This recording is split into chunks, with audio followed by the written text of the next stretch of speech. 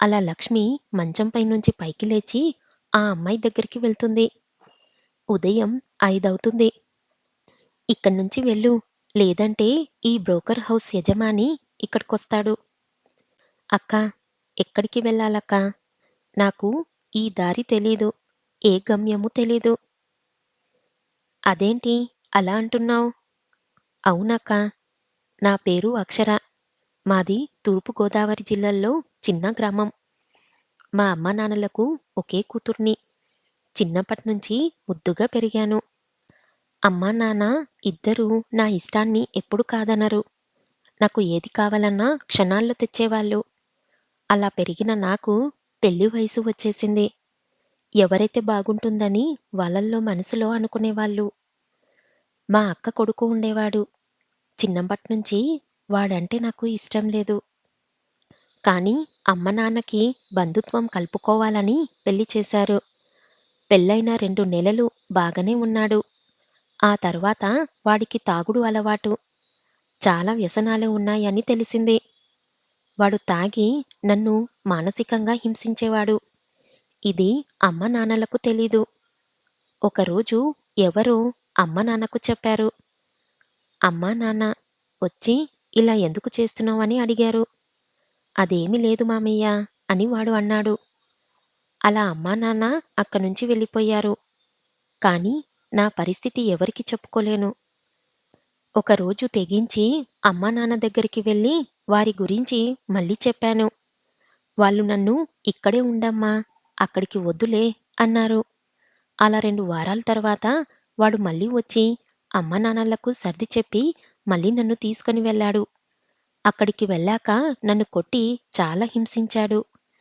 ఇంకోసారి అమ్మా, నాన్న అన్నావనుకో నిన్ను చంపి నేను చచ్చిపోతా అని అన్నాడు. అలానే కొద్ది రోజులు సాగింది. వాడు తాగుడుతో పాటు పేకాట కూడా ఆడేవాడు. ఒకరోజు వాడు పేకాట ఆడుతుండగా అందులో ఓడిపోయాడు. అప్పుడు వాని దగ్గర డబ్బు లేదు అని చెప్పాడు. కానీ వాళ్ళు పట్టుపట్టి డబ్బులు ఇవ్వమని అడిగారు. వాడు ఇడిసి కొట్టినా చిల్లి గవ్వ కూడా లేదు అన్నాడు. వాళ్ళు అంతటితో ఊరుకోలేదు. అందులో ఒకడు నీ దగ్గర ఒకటి విలువైనది ఉంది. అది మాకిస్తే నిన్ను వదిలేస్తాం అని అన్నాడు. ఏంటి? అది వస్తువు కాదు. వస్తు కాదా? మరి ఏంటి? అది మీ భార్య. రేయ్! ఎంత ధైర్యం ఉంటే నా భార్యని అడుగుతారు? ఆలోచించుకో. నువ్వు నీ భార్యని ఇస్తే నేను నీకు 30,000 డబ్బులు. నెక్స్ట్ ఆటలో నీదే షో. ఏమంటావు మరి? డబ్బులిస్తావా? హా! ఇస్తాను. ఇప్పుడే తీసుకో. వాడు ఆలోచనలో పడ్డాడు. ఒక్క రాత్రికి ఇన్ని ఆఫర్లు. అలా వాడు అక్కడ్నుంచి ఇంటికి వచ్చాడు. నాకు ఒక సర్ప్రైజ్ అని చెప్పాడు. ఏంటి అని నేను అడుగుతే చెప్పను బంగారం. రా చూపిస్తా అన్నాడు. అలా నాకు ఏమీ తెలియదు. ఒక ప్లేస్‌కి తీసుకెళ్ళాడు. అది పెద్ద ఇల్లులా ఉంది. సరే అని లోపలికి వెళ్ళాము. అక్కడికి వెళ్ళగానే సర్ప్రైజ్ అంటూ నా కళ్ళు మూసిపెట్టాడు. ఒక గదిలోకి వెళ్ళాను. కళ్ళు ఒక్కసారిగా తెరిచాను. గదంతా చీకటిగా ఉంది. ఒక్కసారిగా ఎవరో తలుపు వేసినట్లు అనిపించింది. నేను బావా బావా అని పిలుస్తున్నాను. కానీ ఆ గదంతా నిశ్శబ్దం అలుముకుంది. ఇంతలో నన్ను ఒక చెయ్యి భుజం పైన పడింది. ఎవరు అన్నట్లుగా ఆ చేతిని తీశాను. మళ్ళీ వేశాడు. ఇక నాకు డౌట్ వచ్చి అక్కడ్నుంచి వెళ్దామని డోర్ కొట్టాను. కానీ బయట లాక్ చేసి ఉంది. అది గమనించి నేను ఏమి చెయ్యలేని పరిస్థితిలో ఉన్నాను. ఇంతలో ఒక చెయ్యి నన్ను బెడ్ పైకి తోసింది. ఎవరు ఎవరు అని అరుస్తున్నాను నేను. కానీ ఎవరో నా చీరను విప్పేస్తున్నారు. అది గమనిస్తున్న నేను వద్దు వద్దు నన్ను ఏమి చెయ్యొద్దు అని అరుస్తున్నాను. కానీ ఆ మాటలు వినిపించుకోకుండా అలానే చేస్తూ ఉన్నాడు. అలానే గట్టిగా ఏడుస్తూ, అరుస్తూ ఉన్నాను. కానీ కొద్దిసేపటికి నా కన్నీళ్లు ఇంకిపోయాయి. నా అరుపు నాకే వినిపిస్తుంది. అలా అతను నా జాకెట్ తీసేసి నాపై నీచంగా ప్రవర్తిస్తున్నాడు. ఇంకా నన్ను నగ్నంగా చేసేశాడు. అంతటితో ఆగకుండా నన్ను సరస శృంగార సంబరంలో మునిగి తేలుతున్నారు. నేను ఏమి చెయ్యలేని పరిస్థితిలో ఉన్నానిప్పుడు. అలా తన కోరిక నాపై తీర్చుకున్నాడు. తర్వాత ఒక్కసారిగా లైట్ వెలిగింది. నేను కళ్ళు తెరిచి చూశాను. అతను ఎవరో కాదు, వరసకి నాకు అన్నయ్య అవుతాడు. నేనప్పుడు అడిగాను, "అన్నయ్య ఏంటిది? నువ్వు తప్పు చేస్తున్నావని నీకు కనిపించలేదా?" అక్షర, నిన్ను చిన్నప్పట్నుంచి చూసి మనసు పడ్డాను. పెళ్ళైన తర్వాత నువ్వు వేరే వారికి భార్య అయ్యావని వదిలేశాను. కానీ నీ భర్త అసమర్థుడని ఇప్పుడు తెలిసింది నాకు. అతను పేకాటలో ఓడిపోయాడు. అప్పుడు నేను అడగగానే ఏమాత్రం ఆలోచించకుండా ఇస్తాను అన్నాడు. కానీ ఇన్ని అందాలు ఎలా ఇవ్వబుద్ధి అయిందో అతనికి. ఎప్పటినుంచో నీ మీద మనసు ఉంది. కాబట్టి నిన్ను అనుభవించాను. కానీ నీ అందాలు ఇప్పటికి నన్ను మతులు తోలుస్తూనే ఉన్నాయి. అప్పటికి ఇప్పటికి నీ అందాలు ఎలాంటి మార్పు చెందలేదు. అలా నేను అక్కడ్నుంచి వచ్చాను. అలా చాలా సార్లు పేకాటలో ఓడిపోయినప్పుడల్లా నన్ను పావుగా వాడుకునేవాడు. ఈ విషయం మా అమ్మానాన్నలకు తెలిసింది. ఇలా చేసినందుకు అతన్ని కొట్టారు. అలా కొద్ది రోజులు అలానే గడిచాయి. నన్ను హింసించడం మొదలుపెట్టాడు. అలా ఒకరోజు మా ఊరికి ఒకతను వచ్చాడు. అతనికి అమ్మాయిల పిచ్చట. అతనే నా భర్తను కలిశాడు. నా గురించి గొప్పగా చెప్పాడు. అతను నాకు అమ్మమన్నాడు. ఇచ్చినందుకు నీకు 1,00,000 ఇస్తా అన్నాడు. దానికి ఆశపడి నా భర్త నన్ను అమ్మేయాలని నిర్ణయించుకున్నాడు. అలా ఒకరోజు నాకేమీ చెప్పకుండా మీ అమ్మ వాళ్ళ ఇంటికని చెప్పి ఒక చోటికి తీసుకువెళ్ళాడు. అప్పుడే నాకర్థమైంది. లోపలికి వెళ్ళగానే నన్ను చూసి నా భర్తకు డబ్బులిచ్చాడు. తర్వాత నా భర్త అక్కడ్నుంచి వెళ్ళిపోయాడు. నాకేం అర్థం కాలేదు. తర్వాత అతనే చెప్పాడు, నిన్ను నీ భర్త నాకు అమ్మేశాడు అని. నాకేం చెయ్యాలో దిక్కుతోచడం లేదు. మళ్ళీ మోసపోయాను అనుకుంటూ అక్కడ్నుంచి తప్పించుకుని వచ్చాను. ఇక్కడికి రాగానే ఇది బ్రోకర్ హౌస్ అని తెలిసింది. ఇది అక్క జరిగింది. అవునా! ఇప్పుడు ఎక్కడికి పోతావు మరి? ఎలాగైనా అమ్మా నాన్న దగ్గరికి వెళ్ళాలక్కా. వాళ్ళు ఇక్కడే తిరుగుతూ ఉంటారు. నువ్వు ఎలా వెళ్తావు? ఏమో తెలియదక్కా. నేను ఎలాగైనా వెళ్ళాలి. సరే, అప్పటి వరకు ఇక్కడే ఉందువు గాని. ఇక్కడ జాగ్రత్తగా ఉండాలి. ఇక్కడ నువ్వు ఉన్నావని ఎవరికైనా తెలిసిందనుకో, నీ జీవితం మారిపోతుంది. జాగ్రత్త. సరే, ఫ్రెష్ అప్ అయిపో. టిఫిన్ చేద్దువు గాని. సరే అక్కా. అలా అక్షర ఫ్రెష్ అప్ అవుదామని బాత్రూంలోకి వెళ్తుంది. ఇక లక్ష్మి బయటకు వచ్చి అక్కడున్న అమ్మాయిలతో రోడ్డుపైన ఎవరు వస్తున్నారని చూస్తూ ఉంటుంది. ఇంతలో దుర్గాబాయ్ లక్ష్మి రూంలోకి వస్తుంది. అక్కడ లక్ష్మి ఉండదు. బాత్రూంలో ఎవరో స్నానం చేస్తూ ఉంటారు. బయటకి వెళ్ళి లక్ష్మిని చూస్తుంది. అప్పుడు దుర్గకి అనుమానం వస్తుంది. బయట లక్ష్మి ఉండగా బాత్రూంలో స్నానం చేసేదెవరు అని. డోర్ దగ్గర ఉన్న కట్టడం దగ్గర దాక్కొని దుర్గా ఎవరు వస్తారు అని వేచి చూస్తుంది. ఇంతలో అక్షర టవల్ కట్టుకొని బయటకు వచ్చింది. అప్పుడు అక్షర అందం దుర్గా అనే మత్తులో చూసినట్లు అనిపించింది. ఇంక మగవాళ్ళు ఆగుతారా అని మనసులో అనుకుంది. ఏమాత్రం లేట్ చెయ్యకుండా తనకు తెలిసిన ఒక అతనికి ఫోన్ చేసింది. ఇక్కడికి ఒక అమ్మాయి వచ్చింది. అచ్చం మీకోసమే అన్నట్లు ఉంది. ఒకసారి వచ్చి చూస్తారా సార్? అవునా? రేపు రాత్రి వస్తాను. ఓకే. ఓకే. అంటూ అలా ఫోన్ పెట్టేసింది. ఈ విషయం లక్ష్మికి తెలియదు. ఇక దుర్గా అక్షర గురించి ఆలోచిస్తుంది. అక్షర, వెళ్ళి ఫ్రెష్ అవ్వు. నీకు బట్టలు లేవు కదా! నా బట్టలు వేసుకో. సరే అక్కా. అలా అక్షర బాత్రూంలోకి వెళ్ళి స్నానం చేసి లక్ష్మి బట్టలు కట్టుకుంది. ఆ బట్టల్లో అక్షర చాలా అందంగా ఉంది. ఎంతో ఒంపు సొంపులతో కూడా ఉంది. లక్ష్మి బయటకు వచ్చి కూర్చుంది. ఇంతలో దుర్గాబాయి అక్కడికి వచ్చింది. దుర్గాబాయి మనసులో అనుకుంది. లక్ష్మి బయటికి వచ్చిందంటే అక్షర అక్కడ ఒక్కటే ఉంటుంది. దుర్గాబాయి వేరే అతనికి ఫోన్ చేస్తుంది. అతనిని అక్కడికి రమ్మంటుంది. దుర్గాబాయి మనసులో ఇప్పుడు ఎలాగైనా లక్ష్మిని బయటకు పంపించాలి. అక్షర ఒక్కటే ఉంటుంది కదా! లక్ష్మి, ఏం చేస్తున్నావు? అందరూ బిజీ అయ్యారు. వారి వారి రూమ్‌లలో. అందుకే నేను బయట కూర్చొని ఉన్నా. సరే లక్ష్మి, నువ్వు ఒక ప్లేస్‌కి వెళ్ళాలి. అక్కడ్నుంచి ఫోన్ వచ్చింది. ఓకే. ఇప్పుడే వెళ్ళాలా? ఇప్పుడు కాకపోతే రేపు వెళ్తావా? సరే, ఇప్పుడు వెళ్తానులే. అడ్రస్ చెప్పు. అలా లక్ష్మికి దుర్గా అడ్రస్ చెబుతుంది. లక్ష్మి తన రూమ్‌లోకి వెళ్తుంది. అక్షర, నేను బయటకు వెళ్తున్నాను. ఇప్పుడే ఒక పార్టీ వచ్చింది. నేను వెళ్ళాలి. నువ్వు ఇక్కడ జాగ్రత్త. అవునా? మళ్ళీ ఎప్పుడొస్తావు? నేను వచ్చేలోపు చాలా టైం అవుతుంది.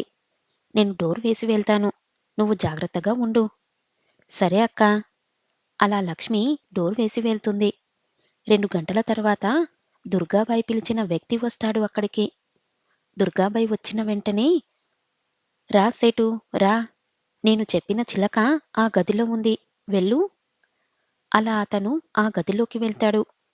ఒక అమ్మాయి బెడ్ పైన పడుకొని ఉంటుంది. ఇతను చాలా నెమ్మదిగా వెళ్ళి మంచం పైన కూర్చొని ఒక్కసారిగా ఆమెను టచ్ చేస్తాడు. తను నిద్రమబ్బులో ఉండటం వల్ల ఆ స్పర్శని అర్థం చేసుకోలేదు. అతను ఇదంతా మామూలే అనుకొని తన బుగ్గలను టచ్ చెయ్యాలని చూస్తాడు.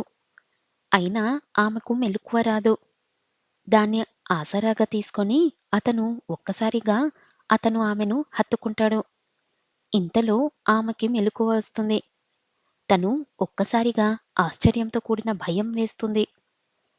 అతన్ని పక్కకు తొయ్యాలని చూస్తుంది. కానీ అతడు దగ్గరకు లాగుతూ ఉంటాడు. ఆమె గట్టిగా అరుస్తూ ఉంటుంది. అయినా వదలకుండా ఆమెను దగ్గరికి లాక్కున్నాడు. కానీ ఆమె పక్కకి నెట్టుతూనే ఉంటుంది. తన వల్ల కాక లొంగిపోతుంది. 10 మినిట్స్ తర్వాత లక్ష్మి అంతలో వస్తుంది. వెంటనే అతన్ని పక్కకు తోసి అక్షరాన్ని పైకి లేపుతుంది.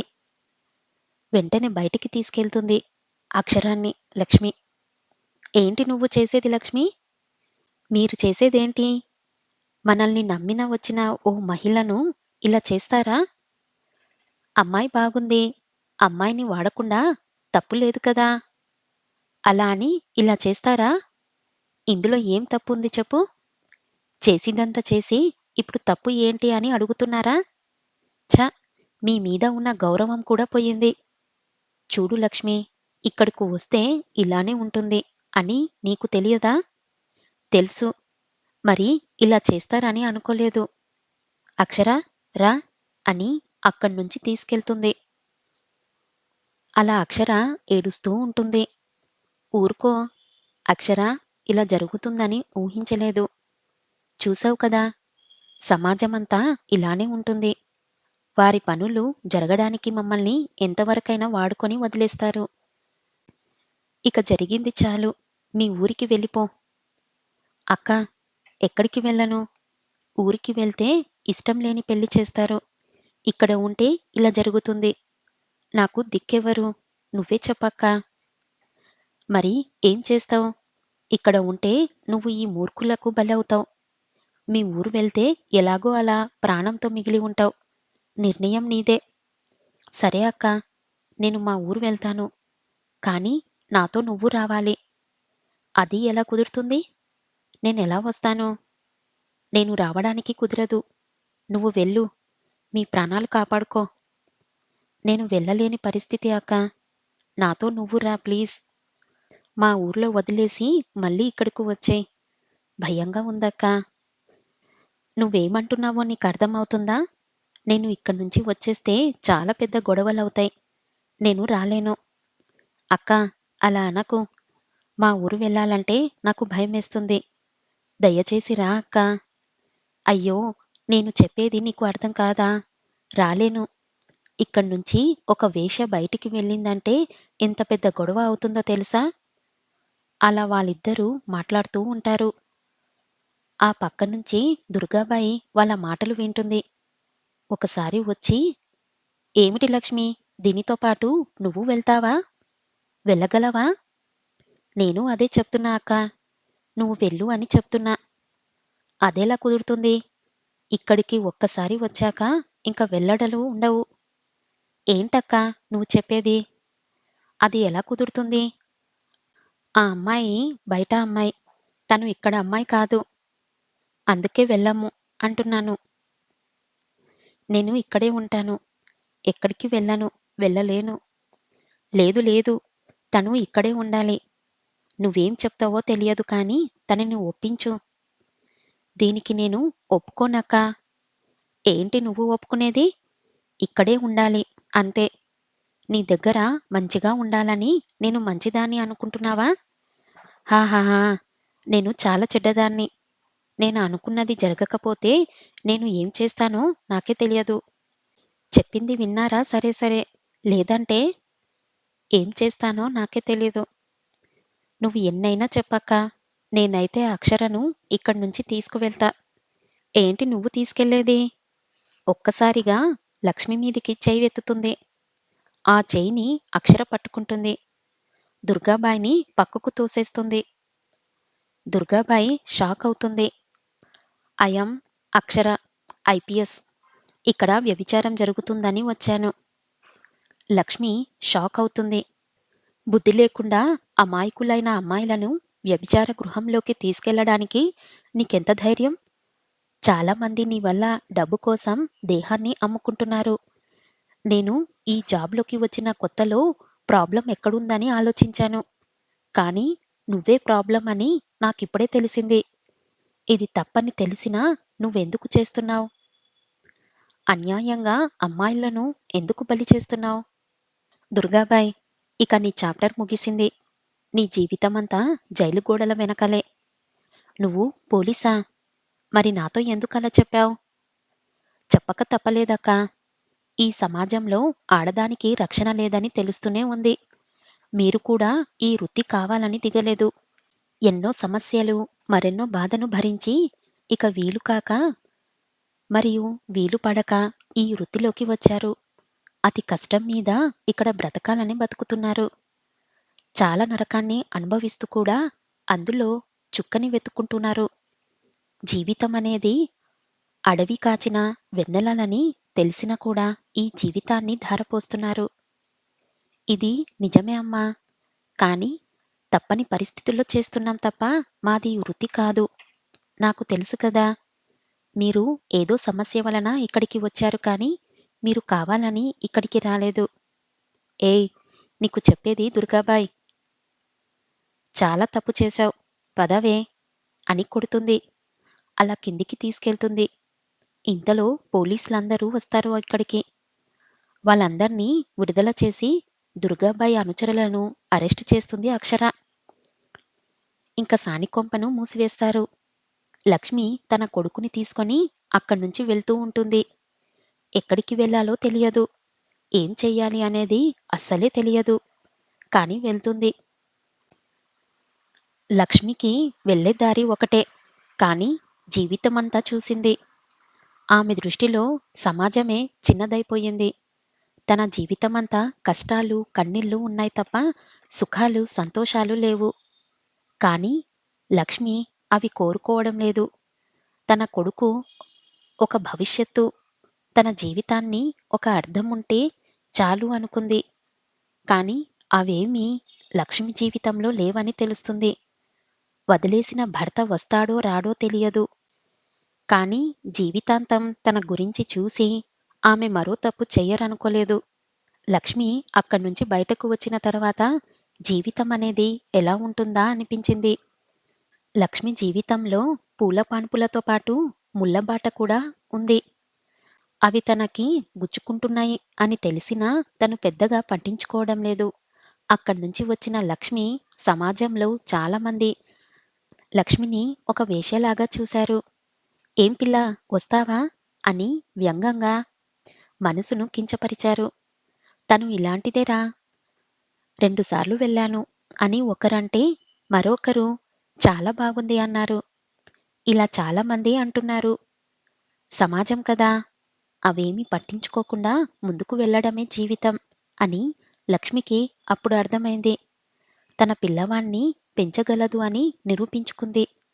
జీవితంలో కల్పిత గాథాలే కాదు, యథార్థ గాథలు కూడా ఉంటాయని తెలుసుకుంది. అలా లక్ష్మి జీవితం కొనసాగుతుంది. జీవితం అనేది ఒడిదడుకులు సంగమమే అని లక్ష్మి అర్థం చేసుకుంది. లక్ష్మి ఒక మనిషిగా, సంఘ సంస్కర్తగా తనను తాను మార్చుకుంది. లక్ష్మి ఒక మంచి వ్యక్తిగా మారింది. తన జీవితం ఇప్పుడు చాలా బాగుంది. తన కొడుకును మంచి చదువును చదివించింది.